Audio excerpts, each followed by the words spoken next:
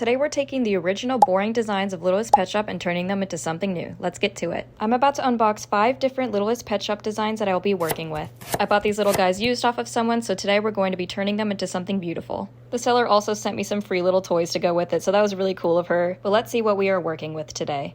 We're off to a great start with a really cute little bunny. She had some glitter in her hair and she was a bit sticky, but still super cool, and we're gonna have so much fun with that. I'm not quite sure what I'm gonna do with this one. I think the eyes are just a little bit droopy and sad, but we'll see what we can do. Next up, we got this cat, which I'm so excited to work with. She looks so sassy, and I think I'll have a lot of fun with that one. I love this little dog. She had a little bit of marker on her head, but I can't wait to customize her. The ears are gonna be so much fun to paint. Cannot wait for her. Last but not least, we got this adorable little deer. The face was a bit damaged and it did have some paint scratches, but there's no worries because we'll be taking it all off anyway. For this video though, we're going to start off with the deer. I made it in a little sketch and we'll see what we can do with turning this into something new. But before we could get to any of the fun stuff, I have to take off as much paint as possible.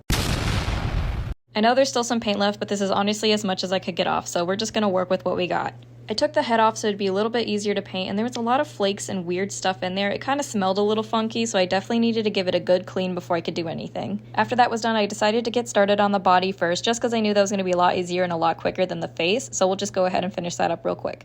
I started off by painting the base completely white just so I have a fresh and clean surface to start with. It's also important to use watered down paint so it makes it a lot easier and also smoother. Alright y'all, this might gross you out just a little bit, but I found these Luna moth wings behind my house. They're a little bit damaged because they were in the forest, but we're going to use them on the deer. I covered them in resin and cured them just so they're somewhat more durable, and it did damage them a little bit more, but they honestly look so cool. But now back to the body. I went ahead and I painted the body a solid brown color that I wanted the deer to be. This paint is also watered down, so it took a few layers. Once that dried, I added a bit of little detail like the hooves, the spots, and also different back color. After that was done, I covered it in a clear layer of Mod Podge. But now I'm at the scary part, which is painting the face. During this process, I literally did the exact same thing I did with the body, adding a bunch of layers of watered down paint. I went to go attach the head back on the body, but what I didn't realize is I made a huge mistake. When I first took off the body of the LPS, I completely did it wrong. This entire part wasn't supposed to be there. It's supposed to look like this, apparently.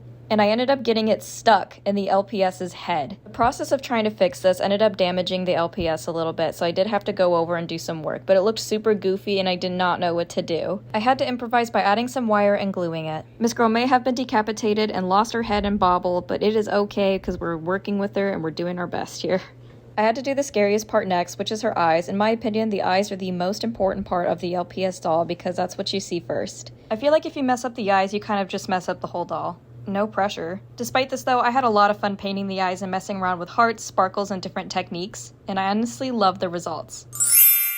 I put a clear shiny coat on top of the deer's eyes just to make it look realistic and shiny, and here's the results. There was one thing about her that really bothered me though. She doesn't have any hair. She looks really bald, so let's go fix that. Alrighty, I gave her some bangs, and we're gonna also add some few other accessories.